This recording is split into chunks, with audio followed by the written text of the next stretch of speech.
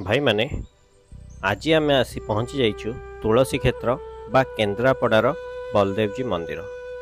आग को बढ़िया पूर्वर तले दि जाइथिबा लाइक और सब्सक्राइब बटन को दबाई दियंतु। आपण मानक गोटे सब्सक्राइब मो पाई बहुत बड़ गोटे प्रेरणा।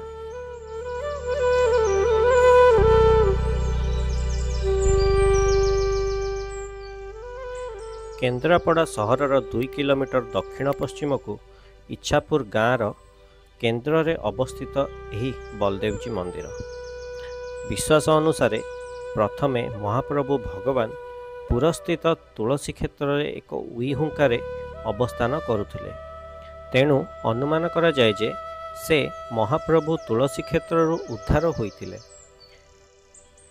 मंदिर सम्मुखरे गोटे अरुण स्तंभ अछि जार उच्चता 40 फुट आउ मुख्य मंदिर जो अछि ताहार उच्चता 75 फुट आउ ओसार 40 फुट।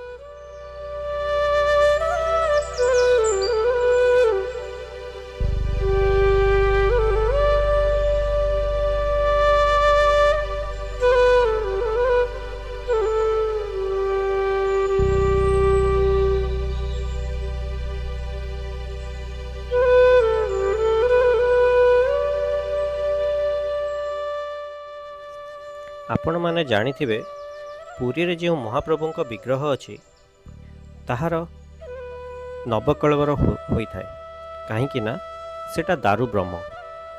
किंतु एठी केन्द्रापड़ा रे तुलसी क्षेत्र रे जो विग्रह अछि ताहार नवकलवर हुए नाही कहीं ना एटा हेउची मणि विग्रह।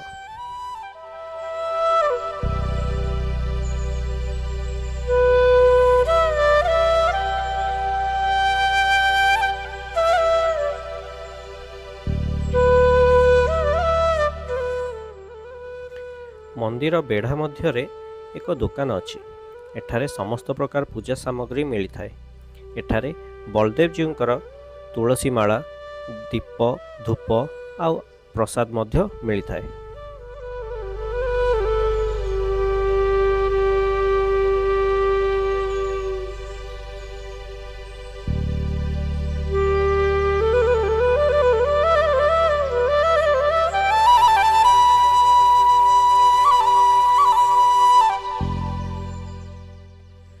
मंदिर बेढ़ा मध्यरे 4 गोटी बृहत मंदिर अछि। प्रथमटी बड़ देउल बा श्रीमंदिर, मझी मंदिरटी भोग मंडप, तृतीयटी नाट्य मंदिर आउ चतुर्थटी बाट मंदिर बा मुखशाला।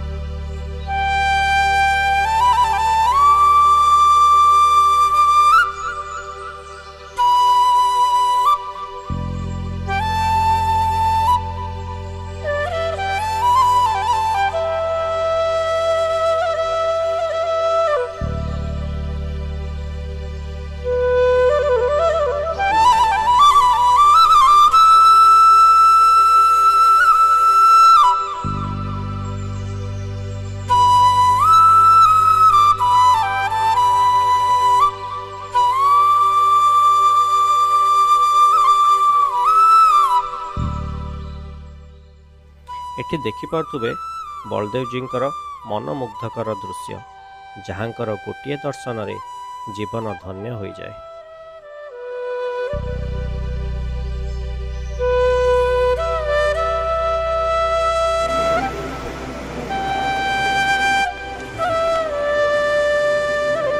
एपटे आसुन बोलिए।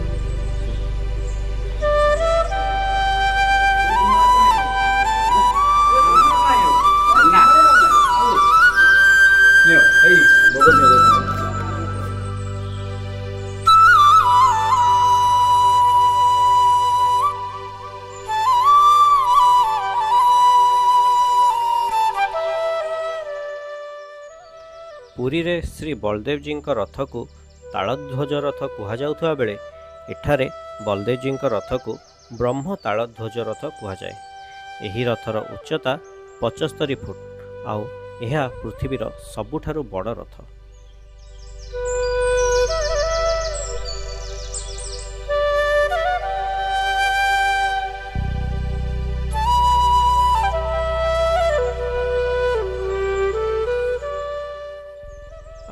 एटा भी आपण माने शुणिया पाइथिबे जेतेबेले पुरी रे रथयात्रा हुए सेही टाइम रे एही ठारू आज्ञामाल न पाइला जाए पुरी रे श्री जगन्नाथଙ୍କ रथ आगकू बढ़े नाही।